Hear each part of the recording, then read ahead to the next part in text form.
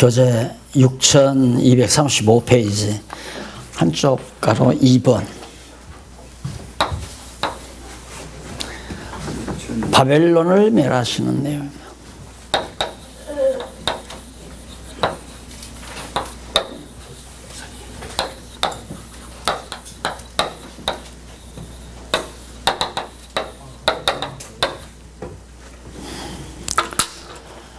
이 바벨론의 멸망은 마지막 요한계시록에서 나타나는 최후의 바벨론 권세에 대한 하나의 모형입니다. 예표고요.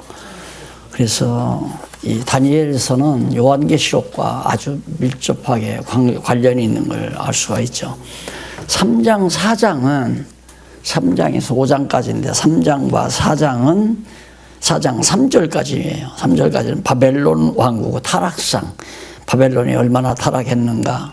4절로 37절은 바벨론 왕에 대한 진노를 증언하는 내용, 어떤 진노가 임하는가. 이게 참 어려운 일 아니에요. 바벨론에 사로잡혀간 다니엘이 느부갓네살 왕 앞에서 바벨론이 얼마나 비참하게, 또 바벨론 왕이 얼마나 비참하게 하나님의 진노를 당하는가를 예언해야 되니까 목숨 내대고 하는 거죠. 목숨 내대고. 그래서 하나님의 말씀을 증거하는 것은 가려서 하는 게 아니죠. 자기에게 유익한 것은 하고 유익지 아니한 것은 안 하고, 그게 아니라 하나님의 말씀은 내게 불리해도 말씀 변함없이 그냥 그대로 말씀대로 증거하는, 다니엘이 바로 그런 역사를 하게 됩니다. 그 다음에 이제 5장 마지막 절은, 그러니까 그냥 3장, 4장, 5장 그렇게 생각을 해도 됩니다. 5장은 바벨론 왕국의 멸망, 바벨론 왕만 망하는 게 아니라 왕국 자체가 다 망한다. 그건 앞에서 이미 네 나라 망할 걸 이미 서원적으로 말씀했기 때문에 이제 하나하나 망하는 왕국들을 설명하려. 왜 망하는가? 바벨론 왕국의 타락상은 매우 중요합니다. 타락상은 1절로 2절, 3장 1절로 2절에 보면 6236페이지 하단에 왕이 신상을 세우고 온 백성으로 절하게 만듭니다. 그러니까 완전히 이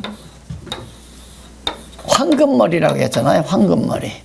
그리고 이제 몸통이고, 그 다음 이제 다리, 두 다리 이렇게 나오는데, 이제 이 머리가라는 것이, 교회의 머리는 예수 그리스도 아니에요.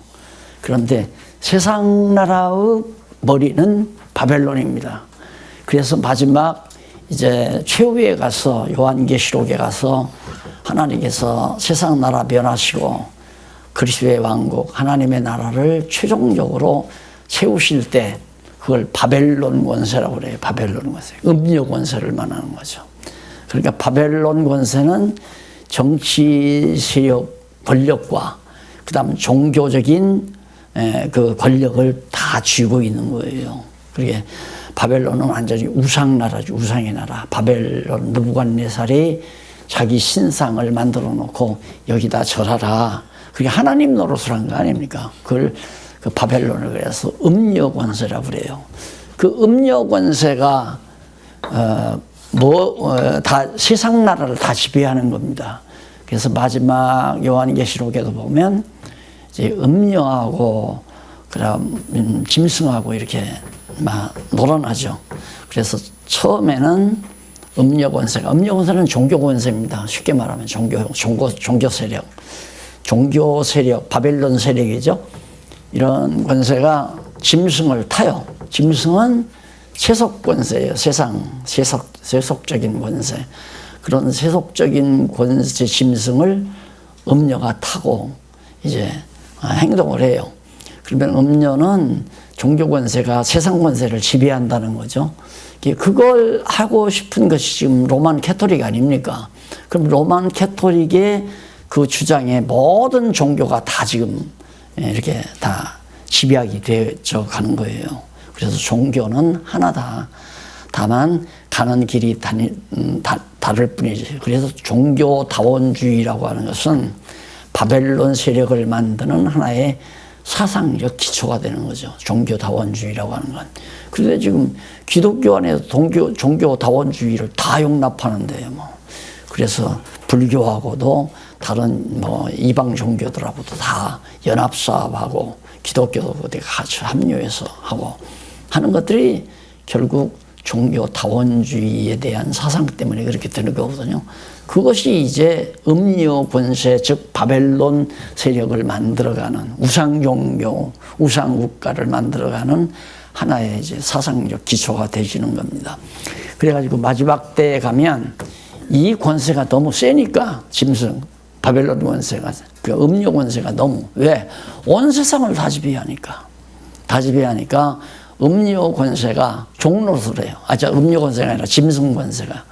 이게 세속 권세가 짐승 앞에, 음료 앞에 머리를 숙이고 그냥 등에 태고 이리 가라 하면 이리 가고 저리 가라 하면.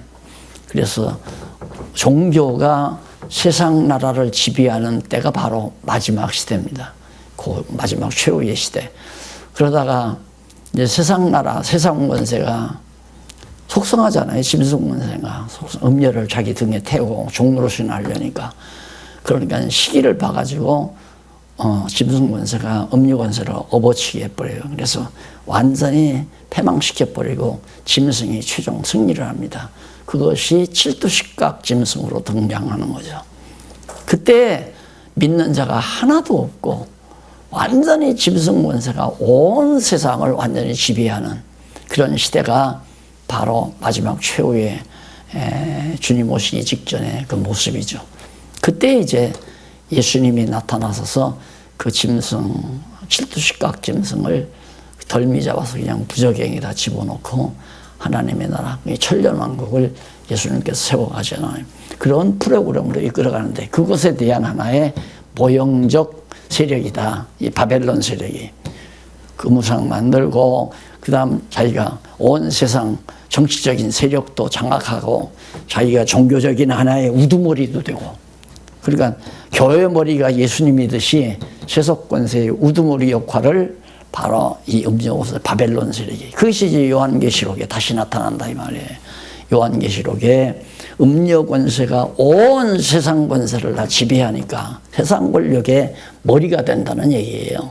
그것이 이제 바벨론 세력으로 등장하는 거고 그게 이제 망하는데 그게 가장 중요한 그 범죄 행위죠. 그러니까 우리 이 땅에서 가장 정말 잘못된 범죄 행위가 뭐냐면 하나님 자리에 앉는 것.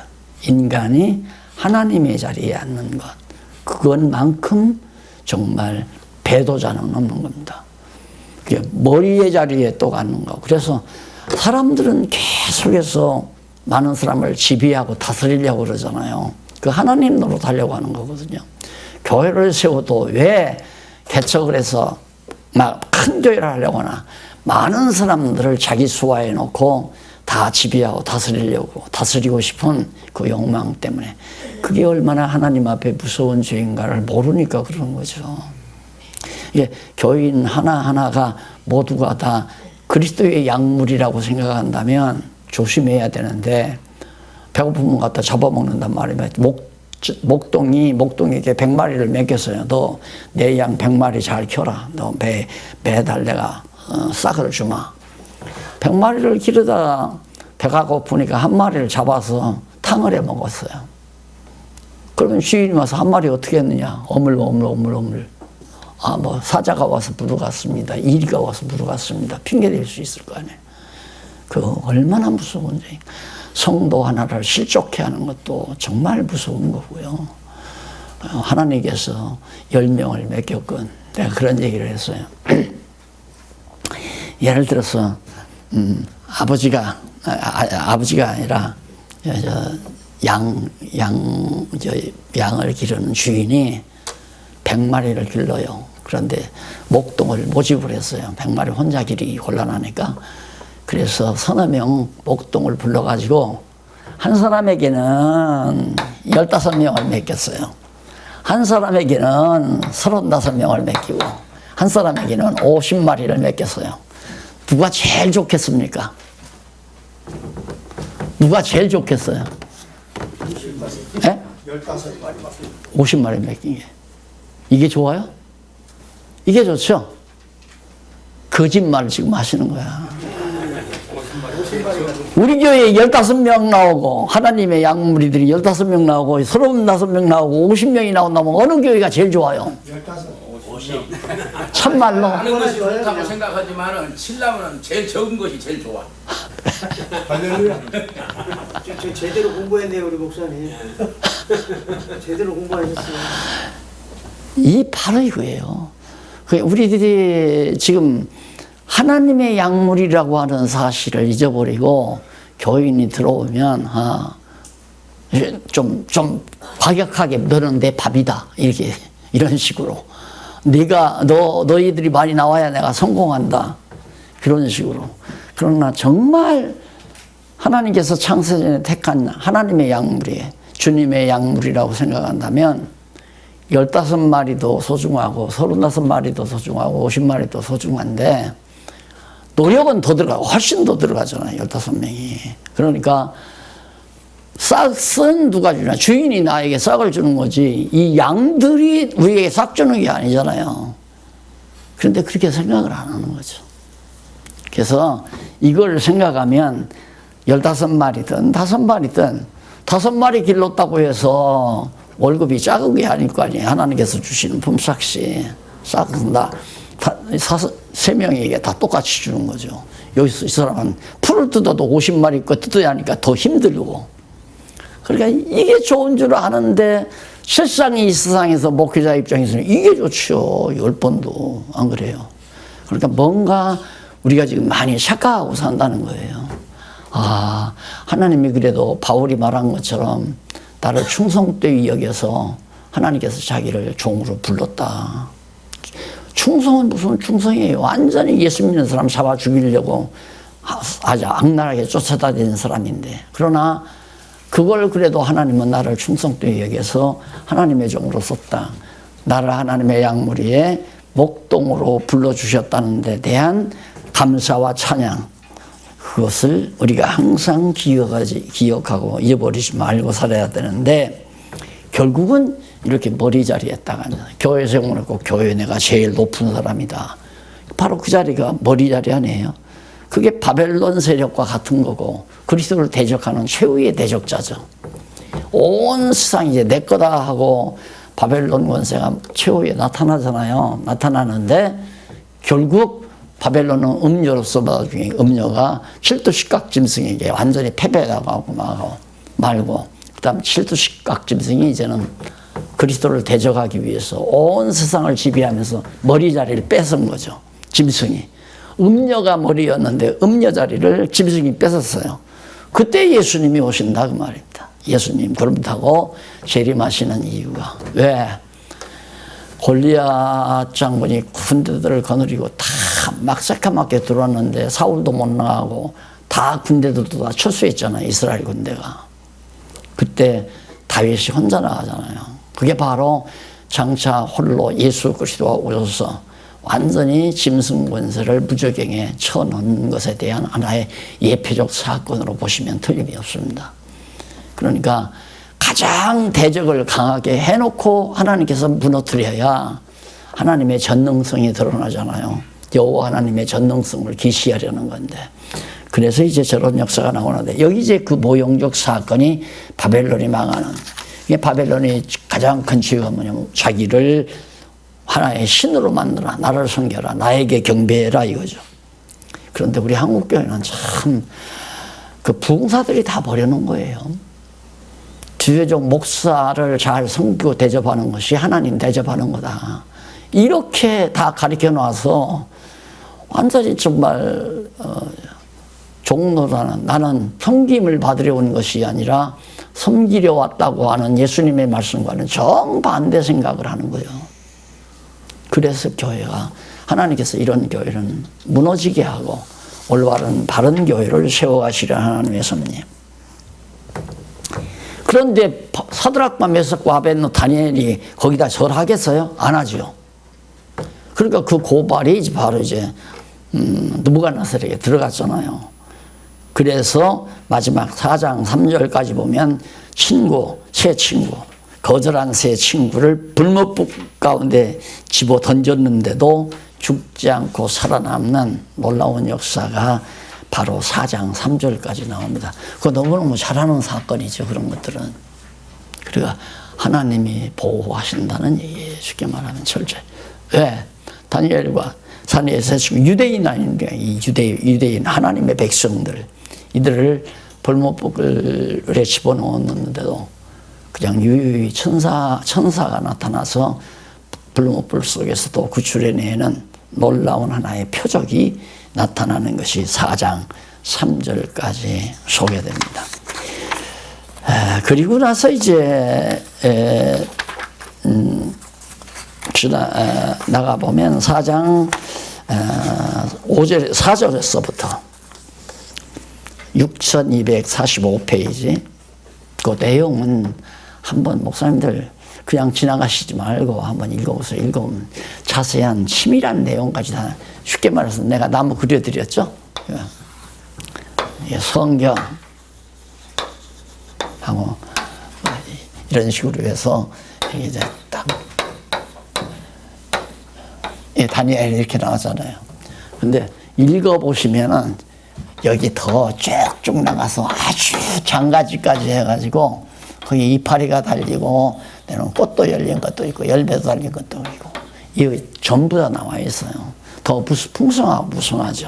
지금 제가 강의하는 것은 가지 정도, 가지 줄기 정도 지금 말씀을 드리는 겁니다. 왜? 내용은 다 아시니까 그 내용에 대한 자세한 설명은 뭐 이파리가 될 수도 있고 꽃이 될 수도 있고 열매가 열리는 수도 있고 그렇게 해서 이제 막 이게 이제 구약이라면 이건 이제 신약으로 떠나가서 막 이렇게 해서 막 자꾸 뻗어가잖아. 이렇게 여기서 무성하게 큰 무성한 나무가. 그러니까 이 성경이 무엇인지를 몰랐을 때 답답했지만은 성경 안에서 신학적 해석을 통하여 성경 신학이 딱 논리적으로 펼치는 거 보니까 여기에 이 비밀이, 몰랐던 이 비밀이 완전히 다 드러나는 거죠. 그것이 바로 이 책 20권이라고 하는 성경신학 총서입니다. 그러니까 목사님들은 그냥 읽기만 하면 다 알 수 있도록 그렇게 쉽게 그냥 서술적으로 설명해 드렸으니까 참고하시고요. 그런 다음에 이제 4장 19절로부터 37절까지 거기 보면 왕이 꿈 해석대로 짐승처럼 되었다가 회복됨을 증거하는 내용입니다. 그게 어떻게 된 얘기냐면 새 친구가 살아남았잖아요. 살아남았는데 바벨론 왕에 대한 신노가 4절로부터 37절까지 나와요. 45페이지에 6245페이지에. 근데 거기에 보면 하나님께서 어떻게 진노하실 건가를 또 꿈으로 보여줘요. 그래서 4절로 18절 보면 느부갓네살 왕이 큰 나무 꿈속의 말의 해석을 명령한 사실이 거기 나옵니다. 큰 나무 꿈속의 말, 꿈에 나타나는 말. 그래서 거기 보면 메네 대길 무바루신 하고 나타나잖아요. 큰 나무가. 왕이 이제 거기 보면 느부갓네살이 내 집에 편히 있으며 내 궁에 평강할 때에 5절 한 꿈을 꾸고 그로 인하여 두려워하였으되 곧 내 침상에서 생각하는 것과 뇌 속으로 받은 이상을 인하여 아주 번민하다가 참 괴롭단 말입니다. 너 꿈을 꾸고 그 당시에 이제 꿈은 하나의 계시한 방법 아니었어요.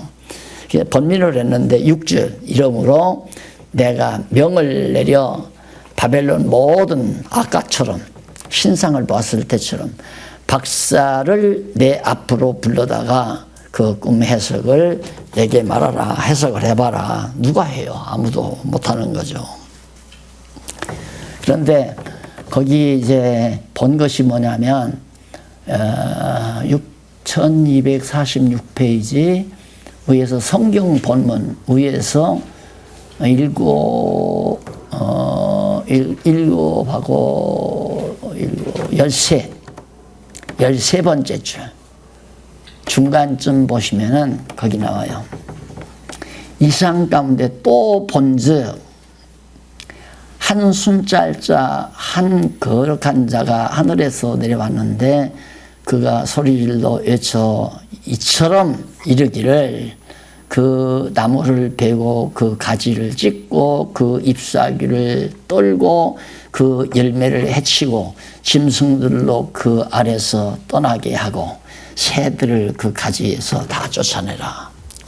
큰 나무가 있는데 나무 가지에 새들이 다 깃들여 있고 또 많은 짐승떼들이 그 밑에 살았다. 그게 이제 로마가 아니라 바빌론 제국에 대한 하나의 상징적 모습이죠.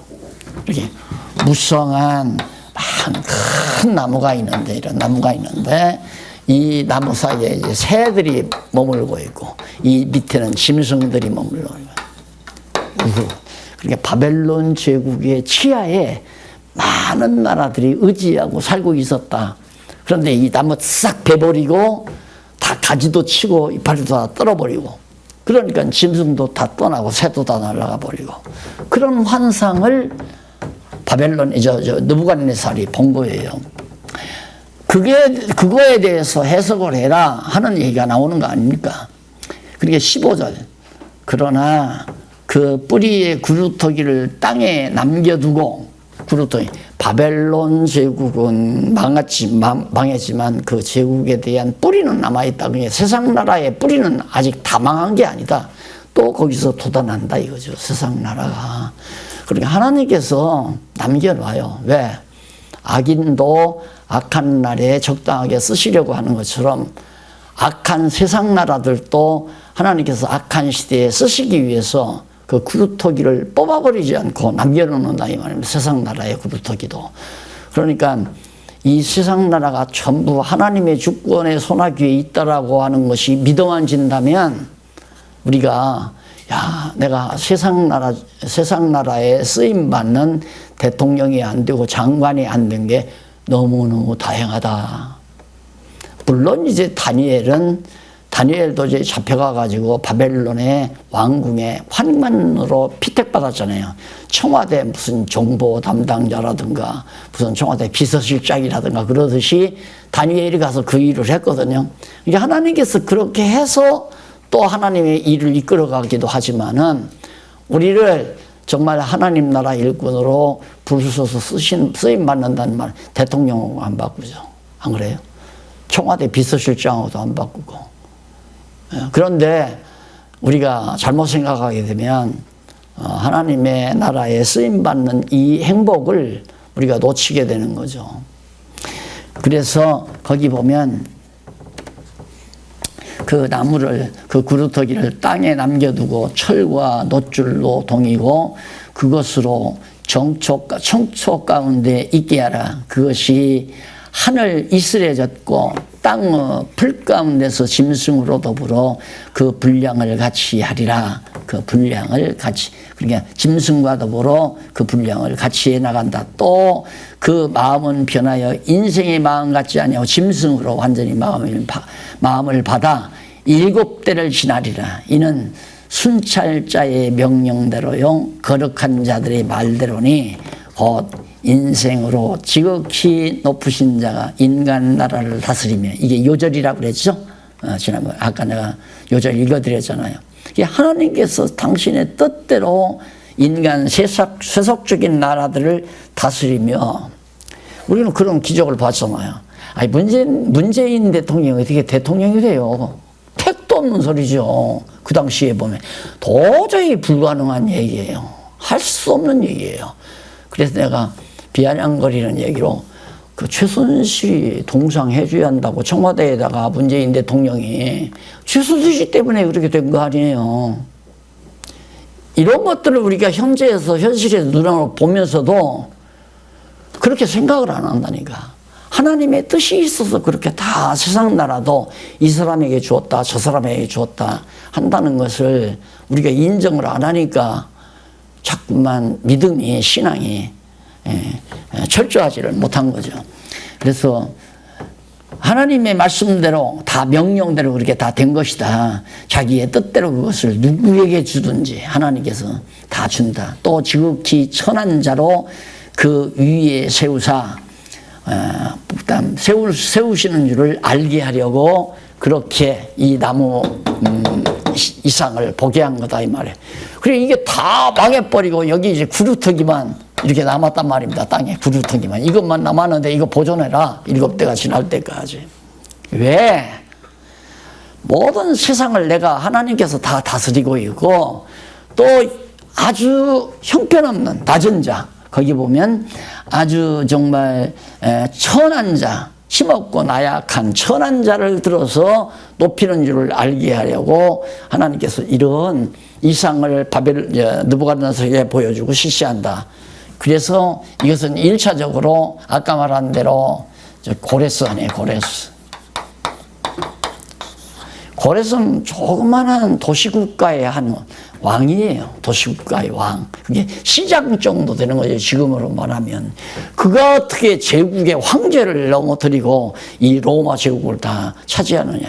이게 하나님의 능력이니까 할 수 있다는 얘기죠. 충분히. 초동목동 다윗 형제들에게도 저버림받고 아버지에게도 저버림받고 못나서 그 형제들은 다 아버지 곁에 사는데 아버지가 야 너 무주리 같은 거 너는 가서 저 들에 가서 양떼리나 지켜서 보냈잖아요.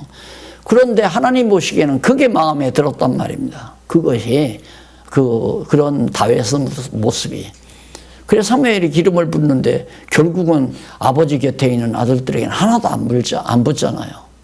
아들 다 이것뿐이냐 그러니까 아이고 하나 이기는 있는데 뭐 한번 데려와 봐라. 그래 들판에서 양머리 먹이는 다윗 딱 데려다니까 바로 하나님의 마음에 합한 자다 해서 기름 붓잖아요. 그래가지고 사울은 온 백성들의 초항을 받아가지고 왕이 되고 40년 통치했잖아요. 그런 사울 앞에 다윗이 어떻게. 그런데 하나님께서 사울을 망하게 하고 다윗으로 왕되게 만들잖아요. 왜? 천한 자로 하나님께서 높이심으로 사람의 뜻대로 사람의 능력대로 나라가 다스려지는 게 아니라는 것.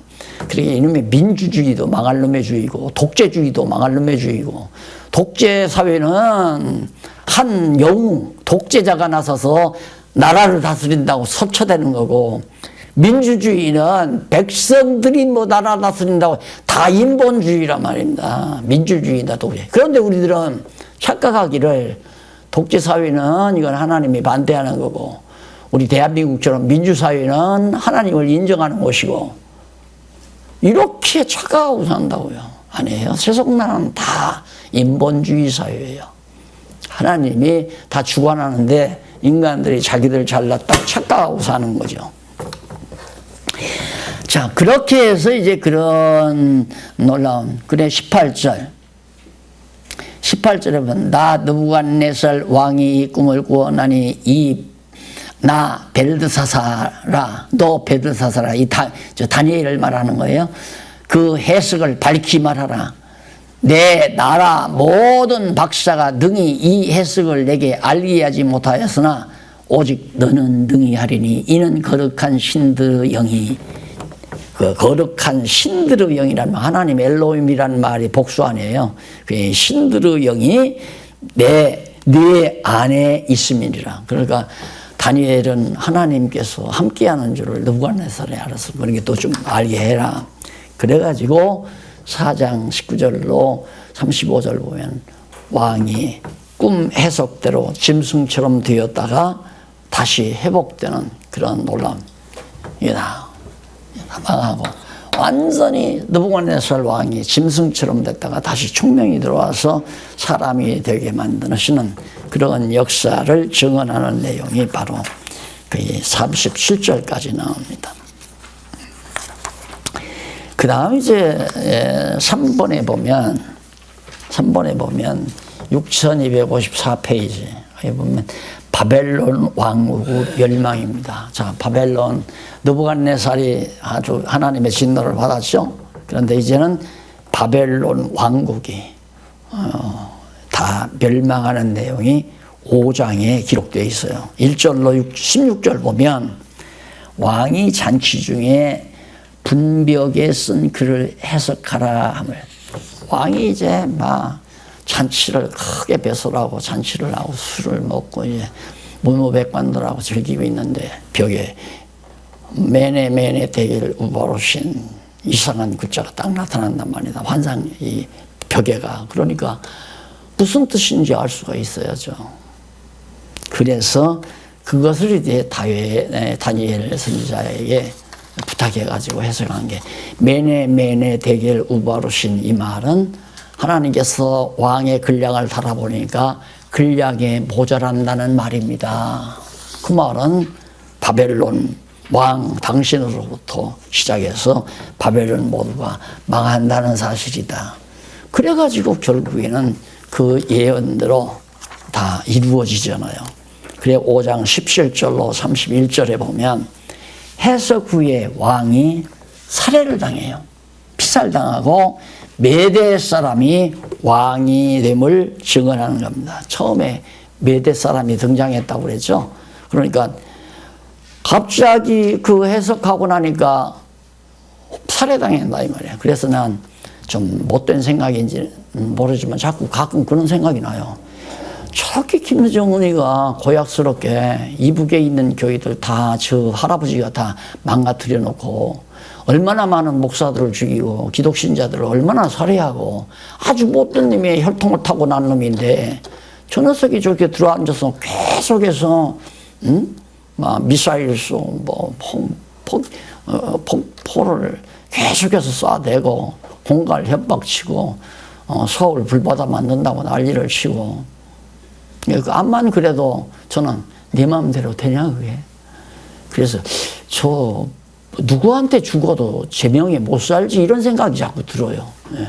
하도 악랄하게 구니까 느부갓네살도 금방 어떻게 살해돼 버리잖아요. 하나님께서 당신 뜬 이루기 위해서 죽이는 거예요. 그게 왕의 목숨도 하나님께 달려 있는 거죠. 아니 박근혜 대통령이 어떻게 나라를 뺏겨요. 말도 안 되는 얘기죠. 얼마나 튼튼하게 세워놨는데 법조계 다 잡고 안 그래요? 대법원장 딱 손에 쥐고 찾아오게 만들고 그리고 얼마나 인기가 높았어요. 그런데도 하나님께서 다 안 되게 만들잖아. 나는 무슨 누구 편들어서는 얘기가 아니라 나라도 인간의 상상대로 안 된다. 인기 있다고 해서 계속 왕노로 되는 게 아니라 말입니다. 그래서 결국 이제 메대 사람이 왕이 됐는데 아까도 말했잖아요. 메대 사람이 어떤 사람이냐면 이제 조그마한 도시국가, 그것도 도시국가의 왕이에요. 도시국가 시장이에요. 쉽게 말하면. 그런데 바로 바벨론 왕이 피살되고 메대가 이제 바벨론을 이렇게 불만의 세력을 가지고 이제 도전을 했는데 갑자기 느부갓네살이 피살되고 그러니까 도전했던 메대가 왕 됐을 거 아닙니까? 왕 됐지만은 너무너무 엄청나니까 자기로서는 감당하기 힘드니까 파사 시장에 파사 도시의 시장이라고 하는 고레스에게 인계해버리고 아니 네가 해라 나는 못하겠다. 그래서 하나님이 정말 보잘것없는 고레스를 등장시켜가지고 그냥 메대 사람 왕이 됐으면 절대 유대인들이 70년 만에 못 돌아와요. 근데 고레스가 딱 되니까 고레스에게 하나님이 지혜를 줬어. 그래서 고레스를 하나님의 종이라고 그러잖아요. 그래서 어떻게 보면 고레스가 메시아의 한 모형이라고 그렇게 볼 수도 있죠. 예표적인 모형이다. 왜? 유대인들을 다 살려내는 자였으니까. 그래서 고레스가 완전히 유대인들을 향해서 야 너희들 다 고토로 돌아가서 너희 신전 짓고 너희 신에게 제사해라. 그러니까 얼마나 좋아요. 정말 해방을 받은 거죠. 그러니까 우리가 8.15 해방을 맞듯이 이 사람들이 이제 유대인들이 해방을 받아서 고토로 돌아온 거예요. 그 에스라가 끌고 오죠. 자, 이런 역사가 지금 다니엘서에 나오는 겁니다.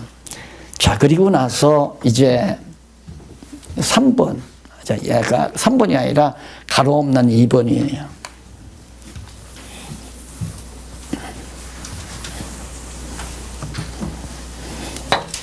가로 없는 2번 거기 보면 6262페이지 성민나라를 세우신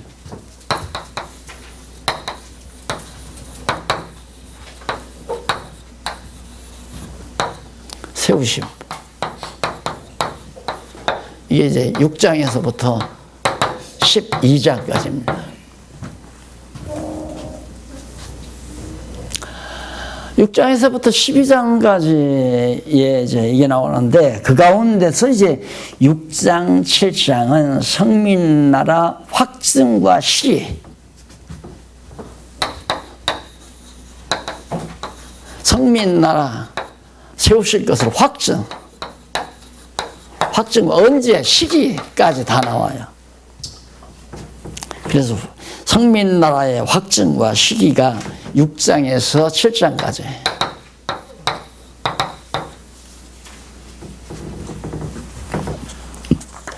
그러면 넘어가서 그 가운데 이제 첫 번째 예언이 뭐냐면 예언 내용이 나오는데 그것이 예언의 성취, 예언 성취의 확증.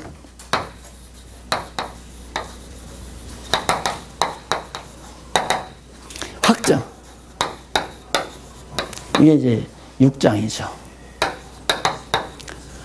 예언이 이렇게 성민나라를 세우신다고 언약하셨는데 우선 성민나라를 세우실 것에 대한 확증이 있어야 되고 및 시기가 언제냐 그거네요. 그러니까 1번은 성취의 확증이고 2번은 성취의 시기일 거란 말입니다. 시기.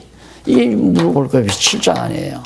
그래서 이걸 논리라고 그러잖아요. 논리적으로 딱딱 정리를 해서 알기 쉽게, 정리하기 쉽게 다 그렇게 논리적 구조를 잡아드렸기 때문에 이건 성경을 아주 쉽고 잘 알 수 있도록 해준 엄청난 배려입니다.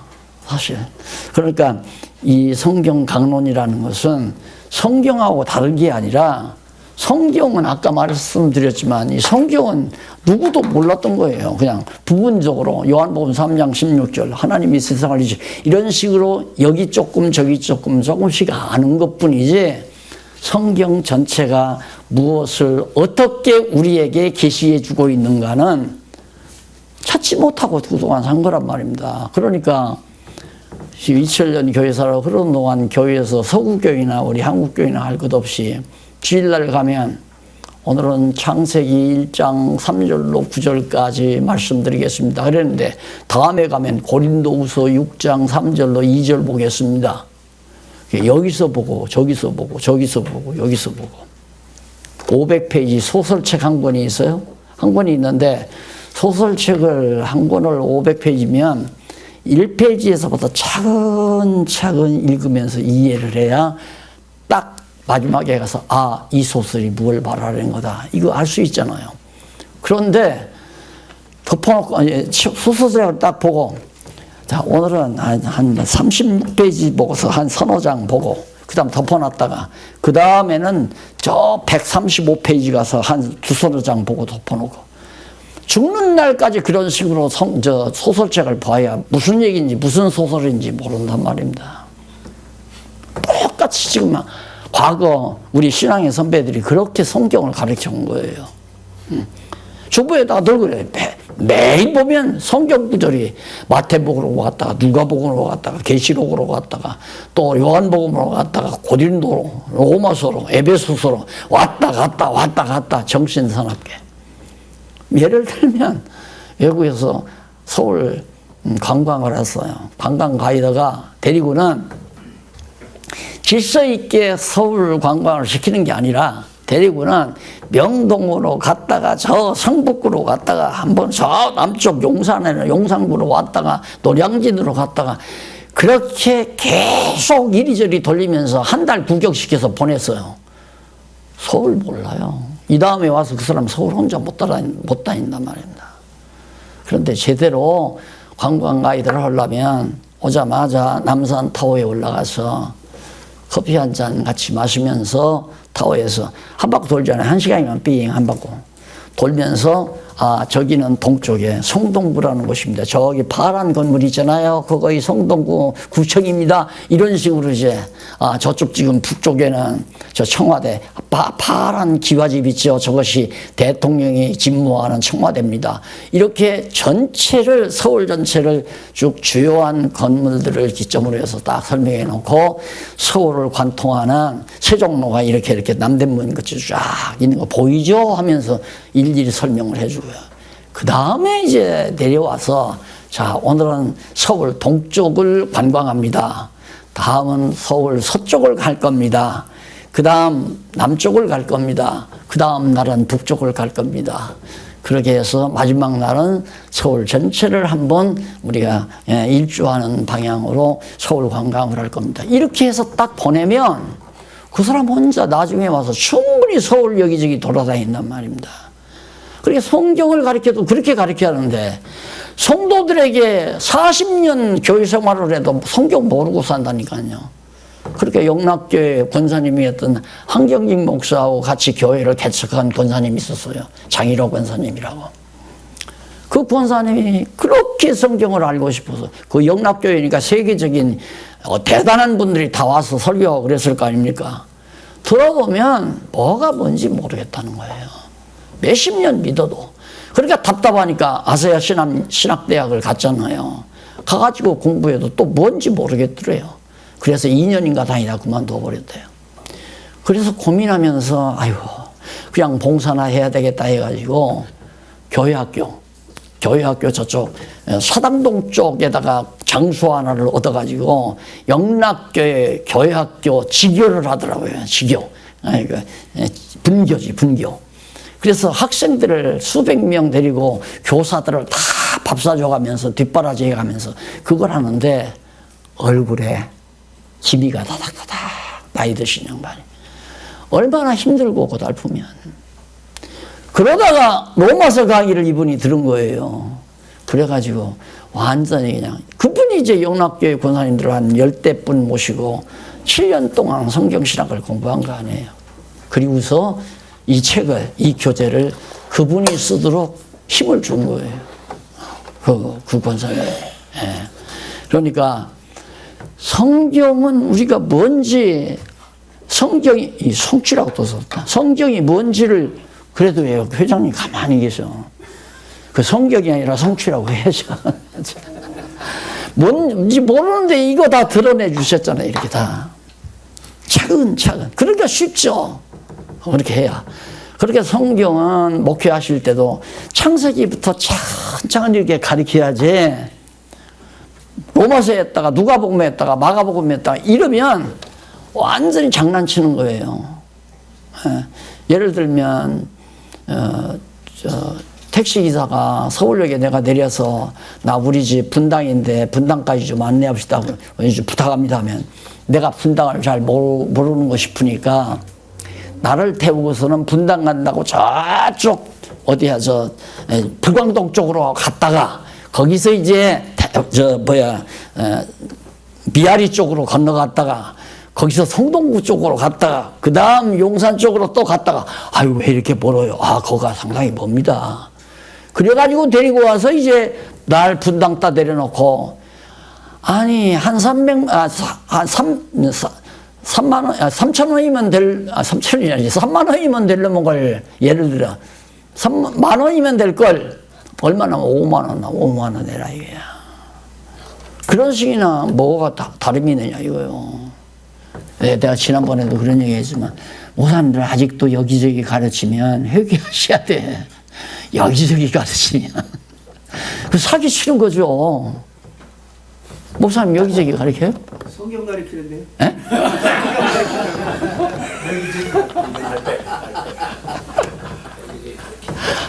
아이, 차근차근 배우니까 얼마나 쉬워요. 저 길 따라가면 되잖아요. 네. 이건 성경 신학 줄기고, 그 다음에 이건 구약 신학 줄기고, 이건 신약 신학 줄기고, 이게 쫙쫙 나오잖아요. 쭉쭉쭉쭉. 그래서 쫙 다 가르치게 되면 큰 생명나무처럼 이게 딱 하나 들으니까 정말 머리가 편안해요. 편하죠.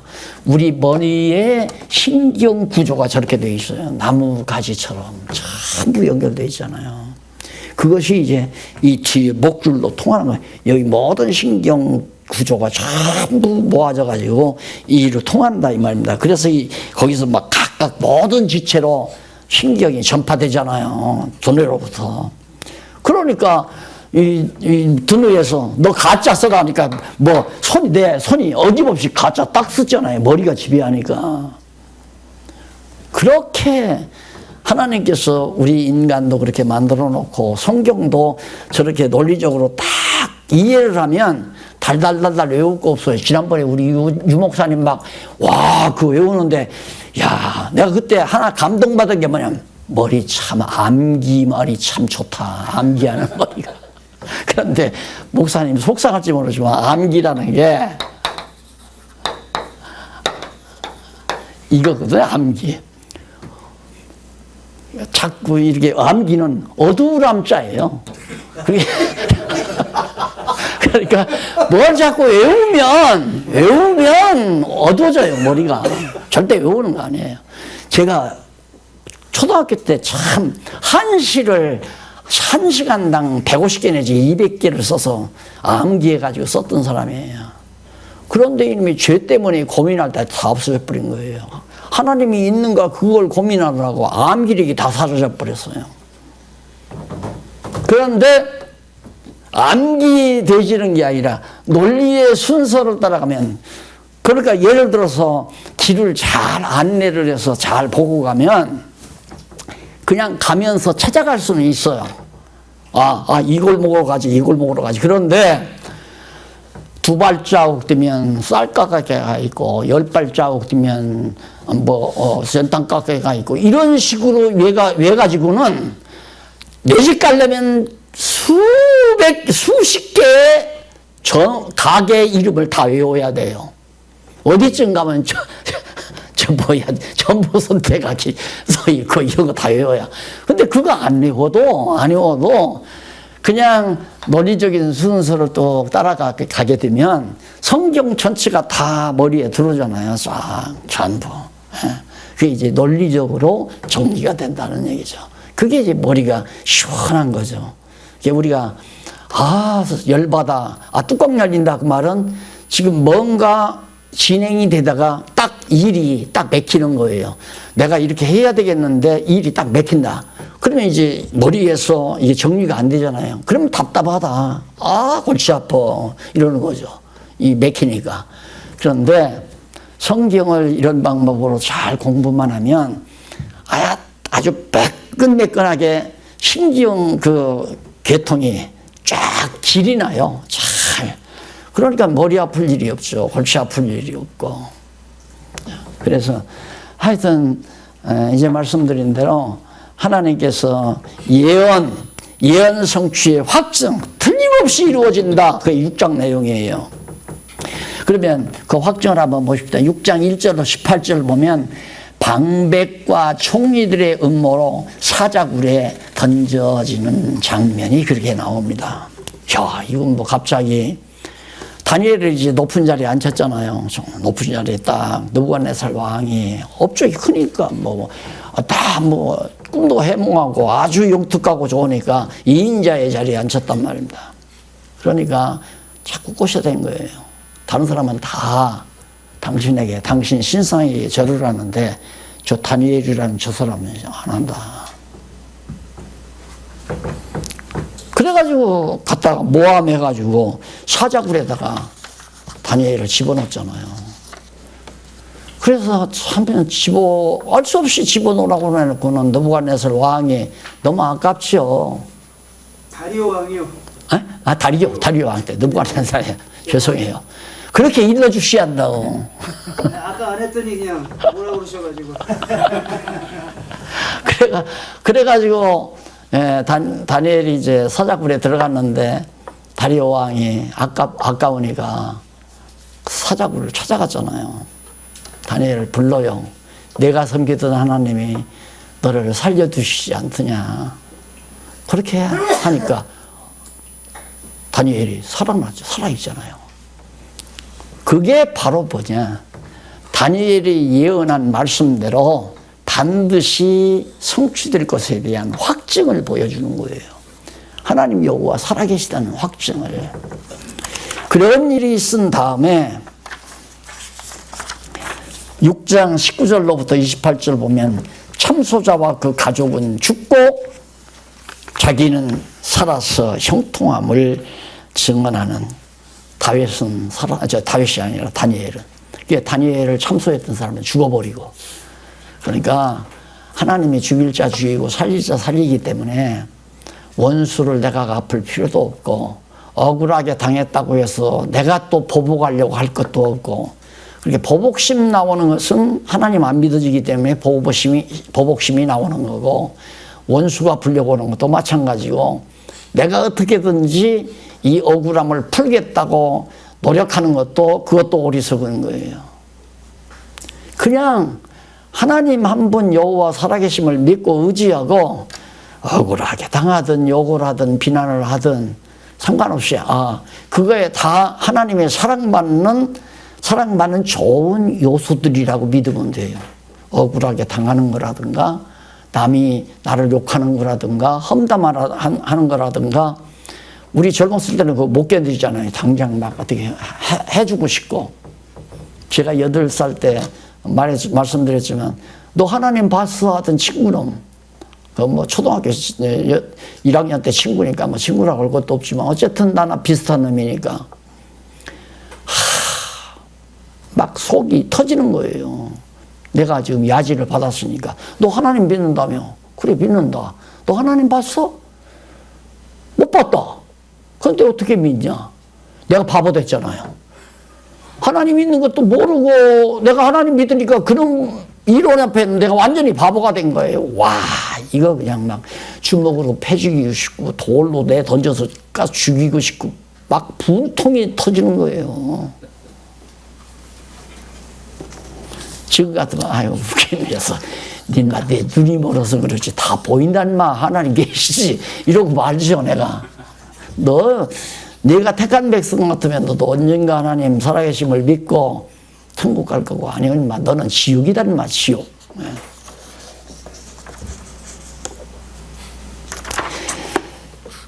그 다음에 이제 우리가 7장 넘어가서 하나님 나라의 시기가 언제 하나님의 나라가 이루어지는가에 대한 것 살피기로